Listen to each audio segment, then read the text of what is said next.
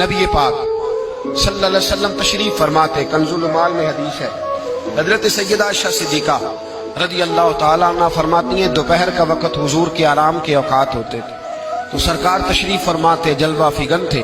صحابہ کو پتا تھا کہ ان اوقات میں حضور آرام کرتے ہیں تو صحابہ نہیں آیا کرتے تھے زیارت کو، دوپہر کے کھانے کے بعد کچھ دیر آرام فرماتے تھے۔ فرماتی حضرت عائشہ صدیقہ کی ایک بوڑھی عورت آ گئی، اس عورت نے جب آ کر کے دروازے پہ دستک دی اور جب وہ بولی نا، اس نے گفتگو کی، اس کے جملے محبوب کے سماعت اقدس سے ٹکرائے، کہتے ہیں اللہ کے محبوب جلدی سے اٹھ کے بیٹھ گئے۔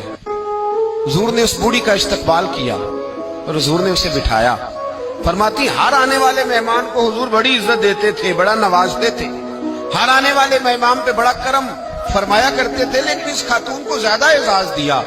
اللہ کے محبوب علیہ السلام نے اس کے لیے کھانا منگوایا، کھجوریں دی، شہد کے ساتھ تواضع فرمائی۔ فرماتے وہ بی بی باتیں کرتی تو میں دلچسپی دیکھ، محبوب پاک صلی اللہ علیہ وسلم نے بہت ہی زیادہ اہمیت دی۔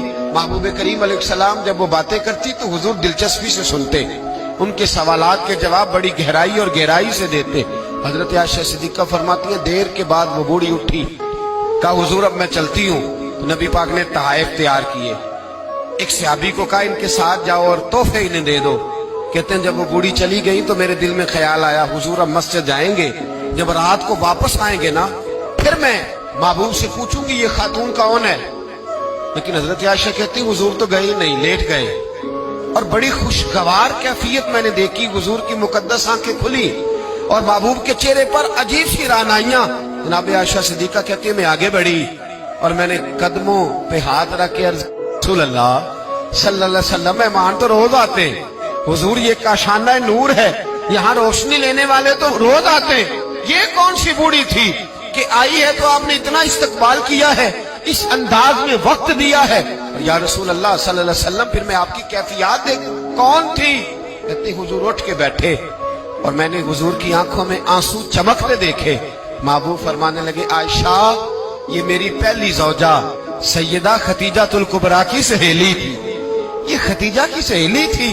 فرمایا جب ہم مکے میں رہتے تھے تو یہ ختیجہ سے ملنے آتی تھی، ختیجہ انہیں وقت دیتی تھی، ان کا استقبال کرتی تھی، یہ کمزور ہوتی تھی تو ختیجہ تحفے دیتی تھی۔